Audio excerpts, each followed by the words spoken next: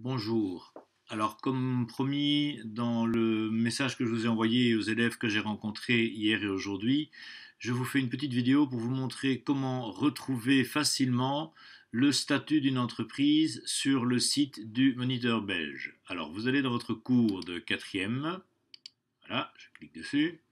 Dans le cours, vous allez dans les liens web. Et dans les liens web, vous allez dans le chapitre 2.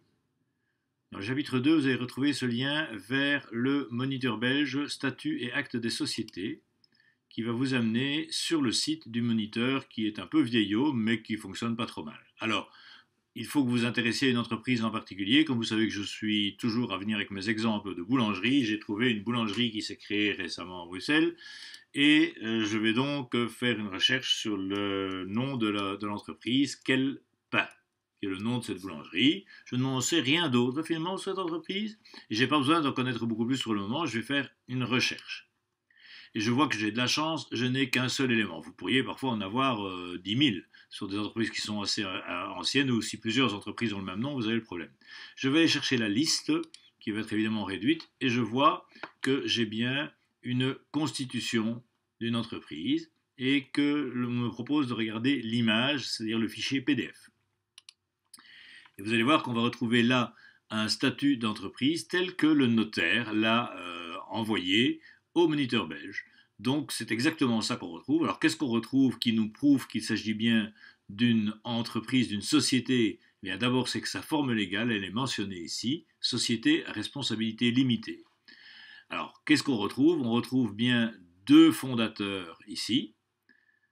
On est bien d'accord sur les deux fondateurs. Puis on retrouve le capital qui est souscrit. Les comparants ont déclaré souscrire les 100 actions en espèces au prix de 124 euros. Et juste avant, on vous dit le capital de départ est de 12 400 euros. Et donc vous voyez le capital, comment il est réparti entre les différents actionnaires, pour ce cas-ci entre les deux actionnaires. Vous voyez aussi que le montant du capital a été versé sur un compte en banque avant la formation de la société. Le notaire indique que le montant a été déposé sur un compte spécial ouvert au nom de la société en formation auprès de Belfius. Ce dépôt a été effectué conformément au code des sociétés. Alors on vous indique l'adresse, on vous parle tout doucement de l'administration, on vous donne l'objet social qui va essentiellement être de faire de la commercialisation de produits de boulangerie. Et puis si on regarde un peu plus loin, on va arriver à un point qui va nous intéresser du point de vue des organes de gouvernance. Et on voit ici organes d'administration. La société est administrée par un ou plusieurs administrateurs, personnes physiques ou morales, ce qui nous indique que l'on a affaire à un conseil d'administration. L'assemblée qui nomme le ou les administrateurs fixe leur nombre. Ça, on est en train de parler ici de l'assemblée générale. Puis on indique les pouvoirs de l'organe d'administration, c'est-à-dire du conseil d'administration. S'il n'y en a qu'un seul, eh bien il a tous les pouvoirs. S'il y en a plusieurs, chaque administrateur agit seul et accomplit les actes nécessaires à l'accomplissement de l'objet. Ça veut dire que chaque administrateur agit seul, on a des responsabilités individuelles.